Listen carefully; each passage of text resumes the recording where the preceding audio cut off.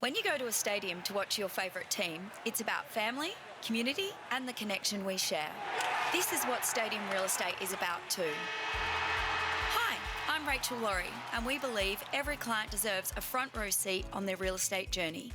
At Stadium Real Estate, our people are the main event and we're 100% committed to helping you get a winning result. Family, community, connection. That's Stadium Real Estate. So get in touch with us today, stadiumrealestate.com. And welcome to another edition of Straight Bat, talking Adelaide turf cricket. I'd like to introduce my partners in crime, Shane, our producer, operations manager. How are you going tonight, Shane? Good, Raj. Good to be here again. And we've got a couple of special guests in. We have been asking the question how Pulteney have made their resurgence. You couldn't answer it, so we got the boys in person, didn't we? Straight to the source, that's it. So we got Captain Louis Dade. How you going, Louis? Going well, thanks for having us, gents. And the President, Matthew van der Sommen. I got that right, did I? 100% Close correct. enough, but we might call you, what, VDS? Is that the nickname? Might be a little bit easier. So we're going to have a chat to the Pulteney boys about their resurgence into A3 and how that came about and some of the good old days where they were winning premierships and spanking us all around the park. So that's it. Some long days in the field back then. But Shane, we always like to start with a few apologies. David, missing in action again. He said he was in, then he was out. Yeah, no, he's decided to desert the ship again. No, I think he's off to the umpires meeting tonight. Okay, there's always something, isn't there? That's it. This is going to be your life soon. And I think I've got to issue an apology to you because I bagged you about Matthew Kuhneman taking so many wickets and you came out with a photo that says otherwise. So maybe he took no wickets, we don't know. That's right. I knew there was something wrong about him, so that's why I shouldn't have been picked. But he's not playing the game against South Australia starting tomorrow. So good for the Redbacks, but I think he's a little unlucky, to be honest. But okay. Anyway. We've seen worse actions, haven't we? Certainly But have. We might chat a bit about that a little bit later, but we might get straight into the Pulteney boys and start with you, Matthew. Tell us a bit about your cricket journey, I guess, and how you ended up at Pulteney. Yeah, thanks, Raj. My cricketing journey probably starts in about the under-13s out at Prospect. Yeah, okay. First game, Golden Duck. Yeah. Still remember it pretty well. Pretty upset going into the car after that one. Dad said maybe being an Australian cricketer's not on the cards for you.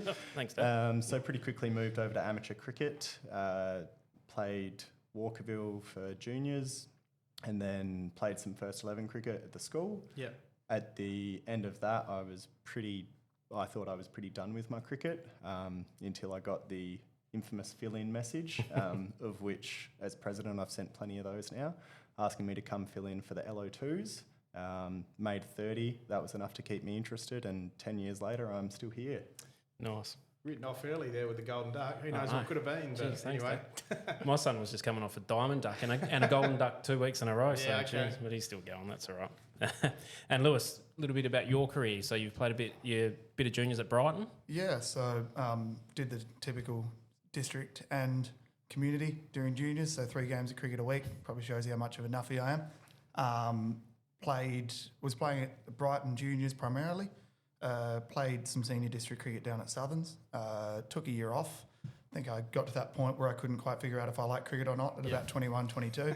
Turns out I just needed to move my feet. But took the year off, and then me and a couple of mates that had actually played primarily at Brighton, the Beattie twins, Chris and Aaron, probably known around the ATCA circles, we were looking for a club to play at.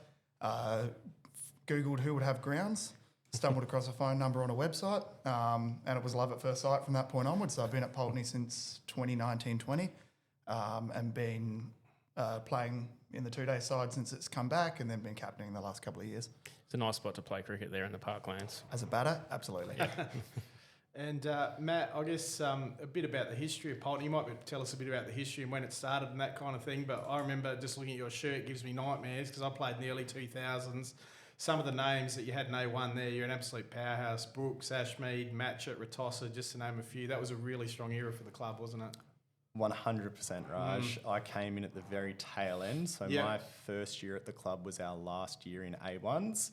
And a lot of those names of the boys you played, I just sort of saw them as these gods. Yeah. And then they all left. Don't want to say it was because I arrived, hopefully not. The names, we as a club we really value our past players. Yeah. To have those guys come back. Last week we had Jack Duvencedes playing his 200th for the club. Yeah. And we had all those boys get around, sign a shirt for him, and we were able to present that, and just getting to catch up, Yeah. even with the likes of Ashmead, Matchett, Yeah. Marshy.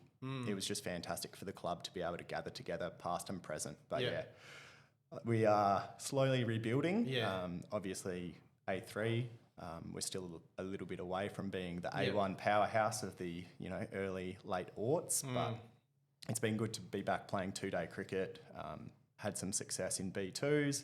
B1s are now obviously in the A3s, so we're excited, but the journey's definitely not over. Was there a connection with Sturt back then? Because a lot of those players played district cricket for Sturt as well. Was that just coincidence? I'm led to believe when we had Ratossa Yep. as the captain, he was then able to secure Yeah, okay. Glenn, Yeah. and then Glenn brought Yeah, a lot of those boys across, which Yep. was fantastic. And then when Glenn retired, a Yep. lot of those boys retired at the same time. I think Tommy Tamblin Yep. might have been playing for a little bit, but I think he's more or less wrapped up now. But yeah, a lot of those boys are legends. The 10-year reunions are always good fun with those boys.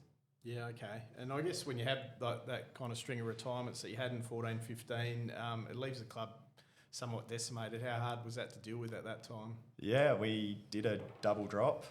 So we went down to A2s, dropped down to A3s, and then we somehow stayed up despite finishing in the bottom two, had another season of A3s where I think we only won one match, and made the difficult call at the time to move to just 1-day cricket. So we moved from an A3 side to just an LO2 side. Yeah. And then ultimately we've been able to rebuild from that back up into A3 cricket. But there was a very long day at Sacred Heart where we watched a lot of runs get piled on, and we had fill-ins that we were ringing in just to try and make up 11 numbers. So we're a long way from those days now, which is nice, but definitely had some challenges. Did you keep the same amount of teams? Did you drop down teams or? So when I first came out to the club, I think we had 3 or 4 sides. Yep. We went down to the single LO2 side. So Yeah, we right. had 11 cricketers, and even to say we had 11 at some points was a bit of a stretch. It was a long way back from one side to getting back to play 2-day cricket, so it's really good. Lewis, 27th captain of the club. How are you enjoying it? Fulfilling, tiring. I think me and Sommy threaten to retire to each other about 4 times a week, and then I tell him I love him about 5 minutes later.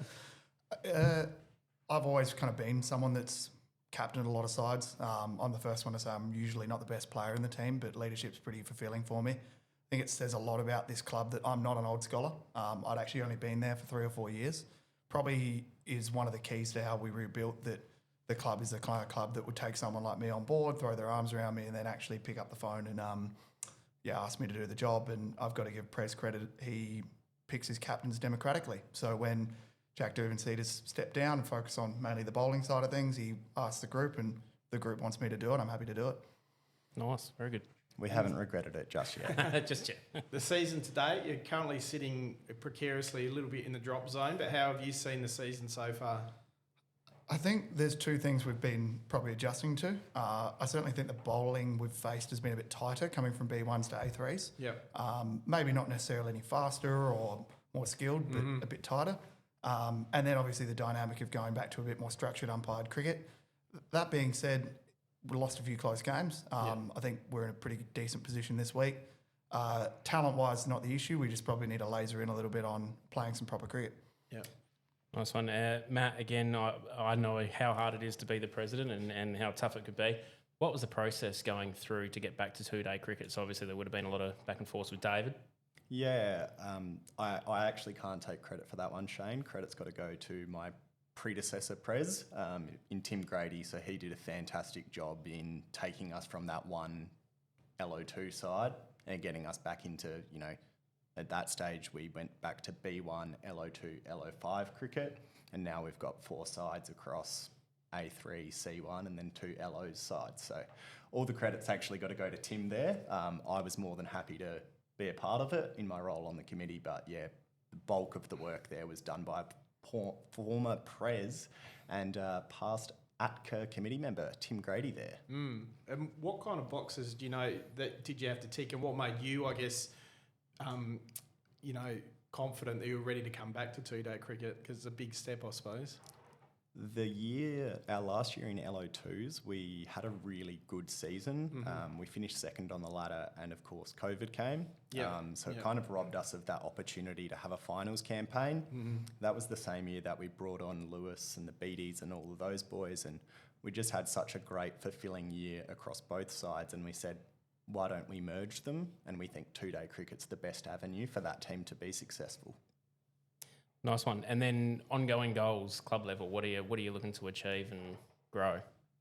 Yeah, I think for us, one of the biggest things that we've been working on is when Lewis and I started our partnership as president and captain, we had a strong linking with the current playing group, but we were a little bit disconnected from our future players from the school and our past players being, the Ashmeads, the Matchett's, the Marshes. So we've been really keen on just continuing to build up those linkages through, premiership reunions, through getting those old boys out to present our new A-grade debutants with caps. And then continuing the linkage with the school. We're very fortunate that one of our A-grade players is a teacher. So it makes that avenue from first 11 through to old scholars cricket much more powerful. And we're pretty hopeful that, when Lloyd Pope retires, he'll come play for us. Hopefully for a few years to come, that one. And you guys train, whereabouts do you train? Yeah, we're down at Morgan Oval. We call it the home of cricket. So we've got great facilities there taken care of by Brad, he's been really great. Was formerly Adam Smith, the groundsman, but Brad's been on for the last 2 years and he's been great. And then after the games, you got a home to go to after? Yeah, absolutely. We frequent the Hyde Park Tavern quite well. So thanks to the Hyde for their continued sponsorship. So the Hyde's really the home after a hard Saturday of cricket. Nice. We'll be back there. And then after you finish there, you go to the ATCA bar. Absolutely. Excellent. That's good. We were chatting a bit beforehand, Lewis. Ideally, you'd love to have your own facility in the parklands, wouldn't you, where, I guess, partners, kids can come and whatever. Is that, PAC, you've got something done over the last couple of years. Is that on the agenda, do you think? I think the school, I think there's some other stakeholders surrounding footy, umpires and cricket as well. I think there's a lot of motivation to get that done. I think that all the parties are actually pretty keen to move forward on something. There's a lot of process approval that needs to be gone through, and Prez is probably sensing I'm being a bit diplomatic here. That's why I'm in charge of talking to the umpires. But it's ultimately something I think we'd be really keen, to see happen. And anything the club could do to push that forward would be really important, I guess, for bringing supporters, family members, partners out, like you said. I'm sure the ATCA will back you there. Shane and Absolutely. David will give you any assistance that you need. But moving on to current things, I guess, the boys are in a reasonable position against Para Hills this game, which is a very important game. You're confident you can get over the line and get the win? It's I think with us, we've always kind of considered ourselves a bowling team that's capable with the bat. Anytime we put 200 on the board, we'll tend to back our guys in. We've got a very good set of frontline quicks, and Jack Dervencetus takes lots of wickets with his offies. I'm pretty confident, no disrespect to Para Hills, I'm pretty confident in our bowling group. If we can win that one, we'll put our heads down and we'll get the fight out of relegation done, and we'll have another crack at A3s next year. Nice one. I love an offie as well, so that's good. Had a wedding last week or this week? I'm actually the one that I handed over to my very capable vice captain, Liam Creaser. But no, I had a wedding last week, so I tend to miss one game a year, and I get plenty of shit for it. Cricketers don't do weddings; they do receptions. That's how we always used to roll at Gems Cross. But yeah, I got to speak to my mates. They got to stop getting married out of the city. That's probably half the issue. That's it. And you mentioned A3, quite a strong competition. Who are some of the stronger teams you face this year? I think you can't go past Goodwood being a very professional outfit. It's interesting. I hear you guys talk about them regularly in A1s, and this is actually a sign of respect when I say this. I don't think they're necessarily the most talented team in our division, but they win games of cricket, and that echoes probably from what I hear at a higher level. Engle Farm were one of the standard setters. We actually were lucky enough to knock them off, but they definitely felt like one of the better teams. I think Hectorville's been doing some good work. We haven't played them yet. To be honest with you, it's a really even competition. I know Paraka have struggled, but honestly, it feels like if we can, for example, beat Engle Farm, it kind of feels like top to bottom, it's really quite strong all the way through. And even that Modbury in A3s was a club that had been struggling for the last couple of years, but now they're starting to put some wins together as well. So yeah, it's fantastic. I think seeing Modbury and Shock, we're in the same category with them. And so as much as they're competitors, we love to see those kind of historic clubs get back in the mix as well, because we feel aligned with that, perfectly honest. Absolutely. And Matt, you're confident with, I guess, the numbers you got coming through and the connection with the school that you can stay in the 2-day mould for many years to come? Yeah, the really pleasing thing, Raj, to see is our C1 side. We've got a few boys that are the elder statesmen that are probably on their way down from playing primarily A-grade cricket, and they're being able to really coach and nurture that next generation through on the way up. Yeah. I think the average age in our C1 side is probably 21, which makes me feel quite old now. Yeah, promising signs then. So plenty of depth through the club.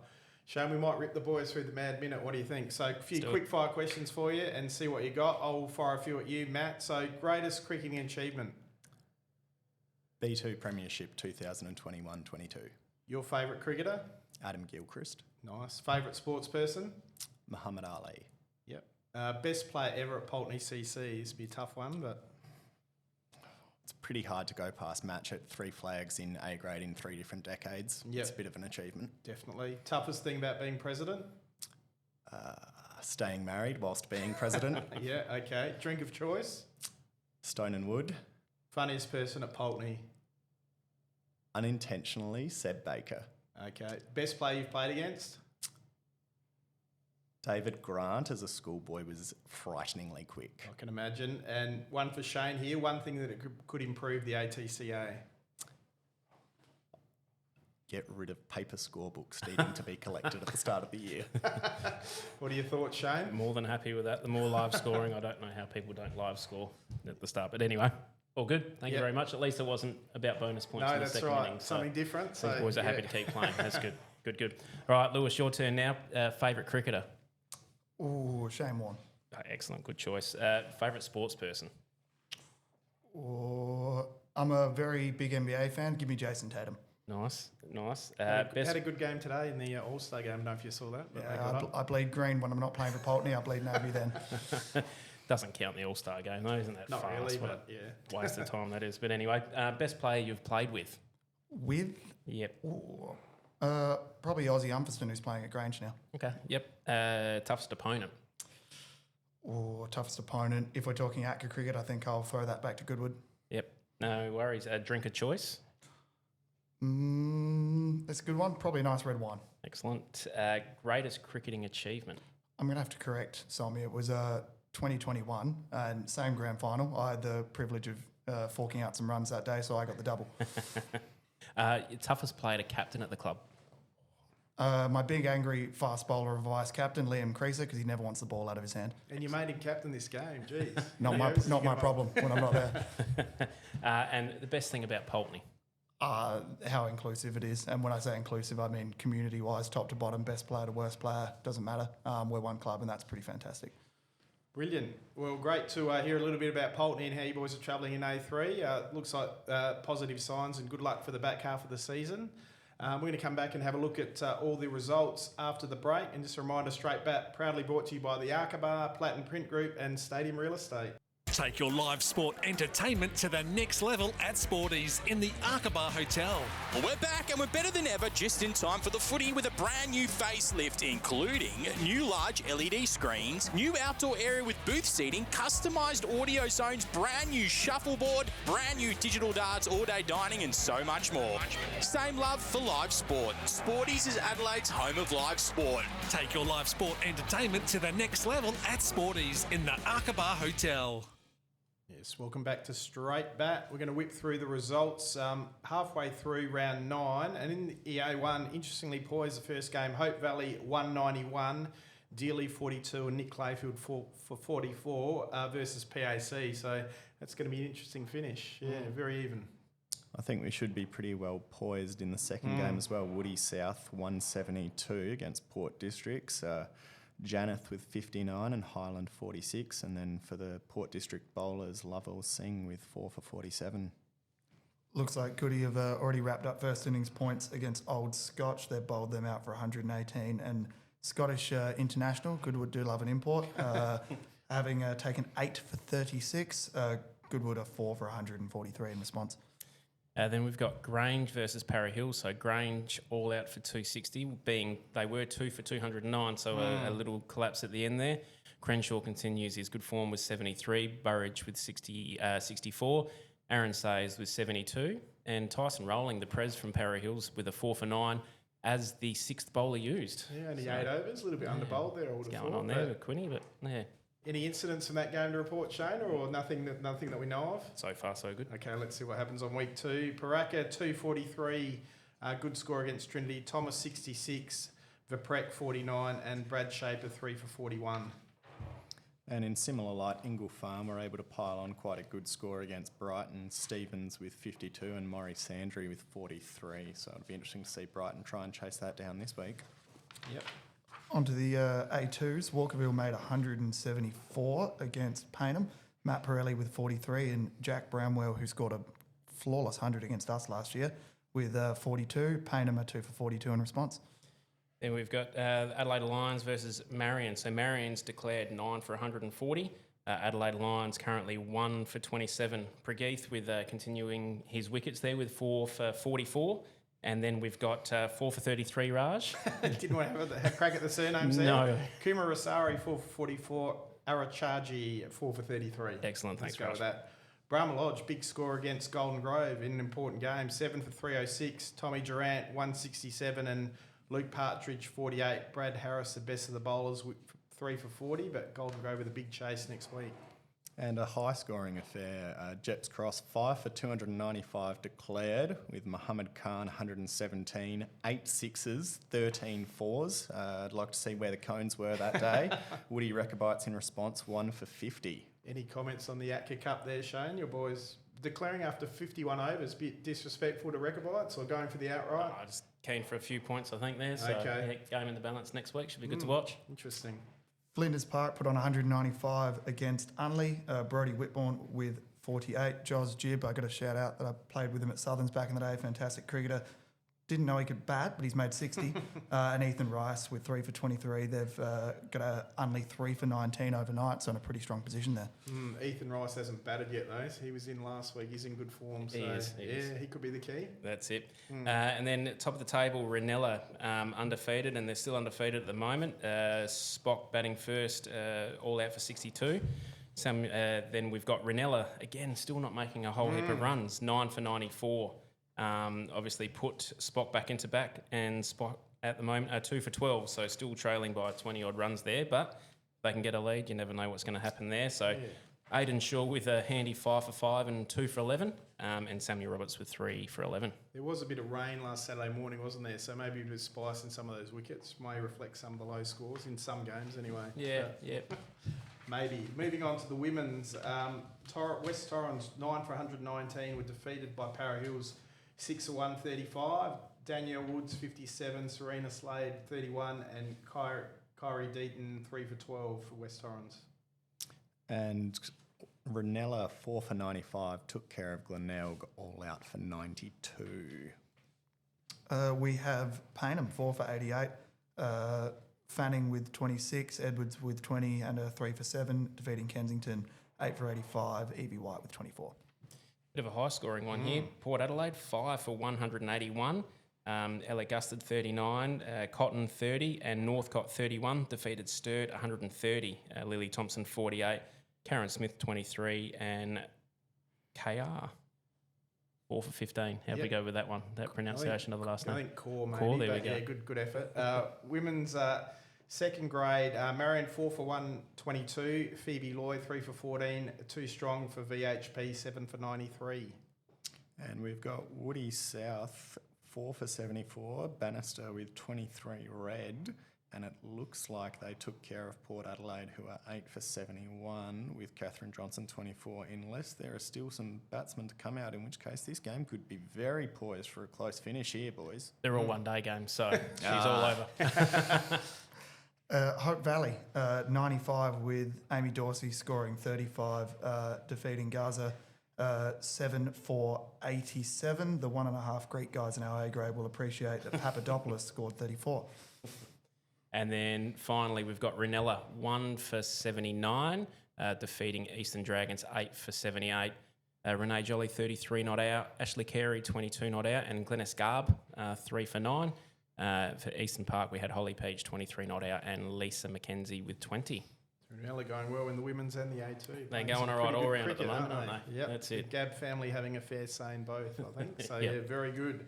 And Shane, some of the strong performances this week. Who were the standouts for the Coopers Prize this week? So the 2-day player of the round last week was quite a popular one. It was Ryland Jones from Trinity with his 6 for 18 in the B1s. I see he's been promoted to the A1s as well. Looking into his past, it looks like he's out from Wales, so from the Port Talbot Town Cricket Club in South Wales Premier League. Yep. The 6 for 18 was on the frog box, the B1 against Prince Alfred there. My back's very sore just watching that action. It was, it was a very sharp left arm bowler, so yeah, well done, Ryland. Jasper Davidson, he'd be in the mix for something with his 8 for 36. Or? Well, Sayers has missed out with 260 there, so you never know. It's the people's vote. It is the people's vote. So, yep, yeah. Hopefully, one of your Pulteney boys can step up this week with the few polls. Who's going to be in the mix to clean them up? You reckon this week? I think Creaser and Durban Cetus are always two you'll see on the scorebook. Prez over here might manage in my absence to convince the skipper to give him a bowl. Best bowlers last bowling match. I'll just put it out there. It'll be a team effort. Excellent. All right. Well, good luck for the weekend. Anything else to report, Shane? What else is coming up on the straight bat over the coming weeks? No, I've got a few guests lined up, but nothing confirmed just yet. But we'll be back next Monday. Keeping things close to your chest. Absolutely. There. But thanks to Matt and Lewis for coming in. It's been great to have a chat about all things Pulteney. Good luck for the rest of the season, and we hope you can finish strong. Thanks, Raj. Thanks, Shane. Lovely to have you be on the show. I was going to say lovely to have you. It's been a pleasure. Thanks, gents. And next time anyone asks the background of Pulteney, Shane, we got the full story. Well, now we know. That's good. A couple of motivated individuals got the show back on the road. Excellent. Good stuff. Straight back. We'll be back at the same time next week. We'll see you then.